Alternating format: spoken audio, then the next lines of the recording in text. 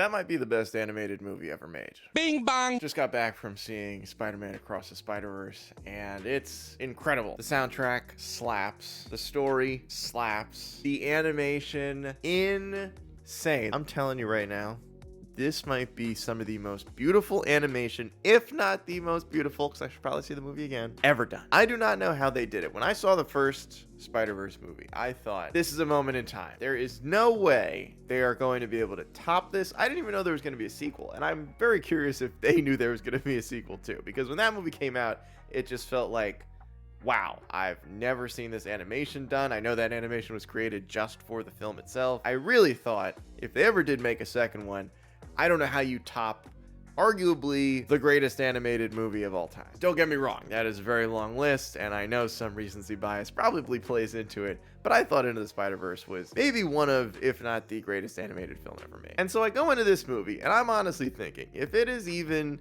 as good as the first one, W. That is fantastic. I don't know how you ever eclipse how epic the first movie was, but I'm telling you something right now. I think they did it. I think Across the Spider-Verse is better than the first movie, which is not a knock on the first movie because it won an Oscar, because it was literally one of the greatest animated movies ever made. But from a story perspective, from an animation perspective, I don't know how they did it. Phil Lord, Chris Miller, everybody involved in this film, all the animators, all the writers, everything, they're working on another level. They have surpassed anything I've seen done before in an animated movie. Some of it felt like they were just showing off because of how absolutely gorgeous some of the scenes in this film are, like actual paintings. There is a dimension in this movie that is just, it looks like it belongs in a museum. It is a beautiful painting put to screen in a Spider-Man movie. What more could you possibly ask for? And the first film being an origin story, you know, you gotta up the stakes. If you're doing a sequel,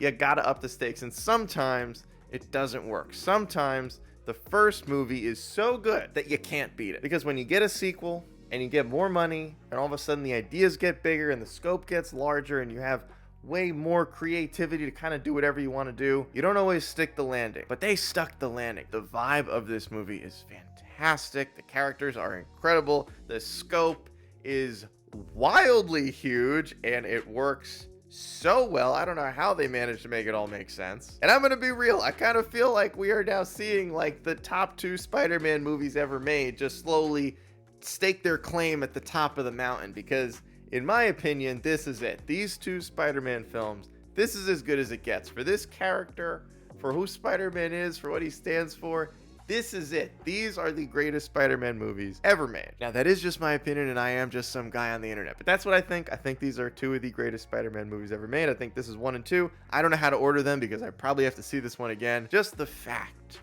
that I am even debating that it could be better than the first movie shows you everything you need to know about how incredible this film really is. And I love Spider-Man. I've always loved Spider-Man. I've been a huge Spider-Man fan since I was a kid. And learning about Miles Morales, I always thought was very interesting just because it was cool that there was a Spider-Man that kind of looked like me. I thought that was always very, very cool. So seeing this character get this sort of representation, it just makes me so happy. Now, this film took 5 years to make. All of that is evident when you watch it because the animation happening in this film is phenomenal. This is the best animation I've ever seen anyone do. They are doing things that I never thought would be possible in an animated film.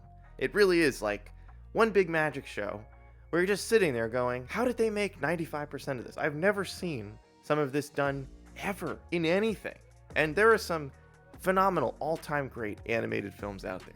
But when we talk about just animation in its purest form, I don't know how they did it. I can't believe this only took 5 years. This stuff that they're doing in this movie seems like it would have taken like hundreds of years in order to perfect what this movie is going for. It is so impressive just on a technical level. The fact that they nail the story, the fact that they nail the characters, the soundtrack, it's all so impressive. I also wanted to touch on some of the character designs in this film because at the end of the first movie, we saw Spider-Man 2099, one of my favorite iterations of Spider-Man, but his character looked a little different, looked a little skinny, a little bit short.